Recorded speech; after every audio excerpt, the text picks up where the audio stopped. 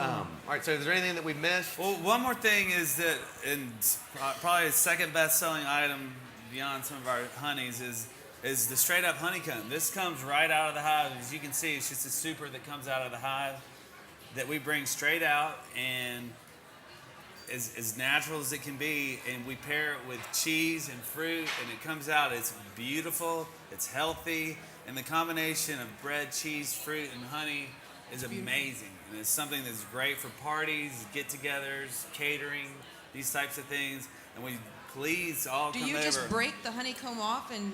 You do. You cut it like cheese. Really? So if you got a slicing apple, you would slice the honeycomb and then put some brie cheese, manchego, some blue cheese on there, and that combination is out of this world. Very nice. How many of you are retail store owners? And how many of you carry honey products in your stores? Right. Do you have any questions for them about? Well, she's asking if you can eat the comb, and yes, the comb is actually better for you than the honey. So for asthma and allergies, honeycomb is better. So and there's always been 2, and now there's 3 questions that we always get. Have you ever heard that you should eat local honey and it's good for allergies? And so the answer in the beekeeping industry is that the honeycomb is better, right? If you can get local honeycomb, great, and support your local beekeeper, but honeycomb is best for asthma and allergies. And then the other question is, how many times have you been stung? Do you ever get stung? Yeah.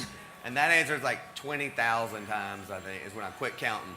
And then now we have a third question, and that is, I've heard that the bees are dying. Has this disease, has it affected your business at all? And that does bear addressing.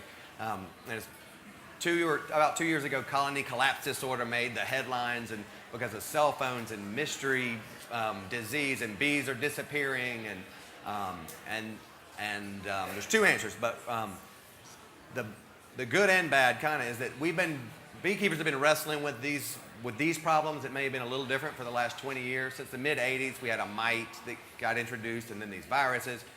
So by 1990, over 90% of all the feral honeybees, because they were brought to this country, were dead. So they were gone in the wild. And the only people that really knew it were Department of Agriculture people, beekeepers, and gardeners, because they would always come up and go, "Where are the bees? I don't have any bees on my crops or my flowers." And that's been going on for 20 years. But beekeepers have persevered, and about every 5 years you get some malady or pest or virus or something that comes along. And so they're going to persevere through this colony collapse problem. So it really hasn't affected our business. It hasn't affected honey production.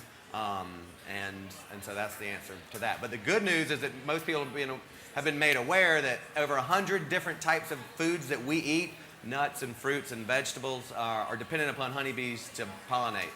The cucurbit family, the pumpkins and squash and watermelons, all those, that female flower only opens for 1 day, and you have to have 6 to 8 bees to pollinate it, or else you'll get like you've seen the little cucumber that kind of starts out and then it bends over a little weird.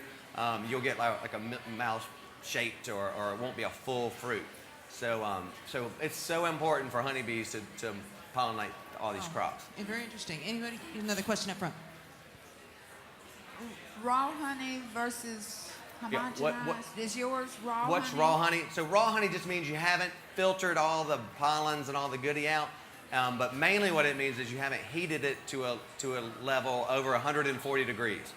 So if you crank it up to 140 degrees, you're going to kill the enzymes, and it won't be raw anymore.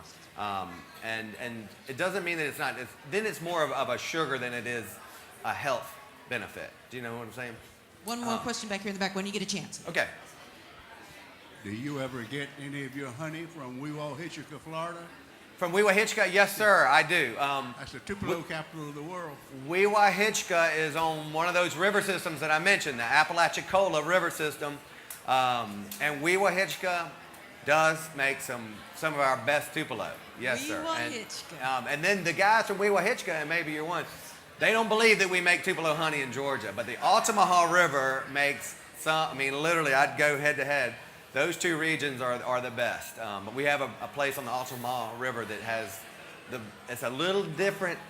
It's a little doesn't have this little peppery bit that the Apalachicola River Tupelo has. It's good. That's a name. All right. So, all right. Any other questions? Did anybody not get a sample of what we're talking about? All right, Laura. Another question here. Oh, I see it. When you're grilling the salmon, Yes. do you do it on direct heat or do you like have a pattern? Do I do it on what? Like direct heat? Do you do it right over the fire or? Yeah. So maybe you came in late. So we'll do. I have one of those big green eggs. So I get it cranked. I get it about 300 degrees. I put it on this plank that you soak for 30 minutes before in water.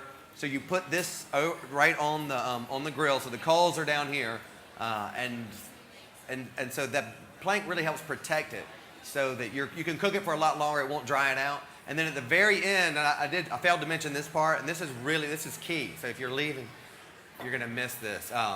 The key to it is at the very end, when you're grilling, not so much in the oven, you can just take it and just coat the whole salmon with honey and just drizzle it all over the salmon.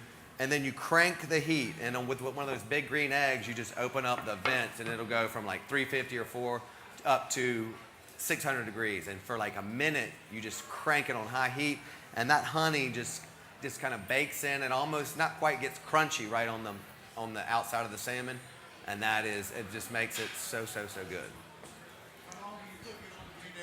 Well, it only takes about 15 minutes on the egg for about a 3-pound slice. But in the oven, it takes a much longer time at 350. I'm not really sure why. Maybe it's my thermometer. But what I've just started doing is getting a digital thermometer, put it in there, and I love it. So once you get a salmon to about 135 to 145, I would go ahead and drizzle it, crank the heat for a minute, and then take it off so that you don't dry it out.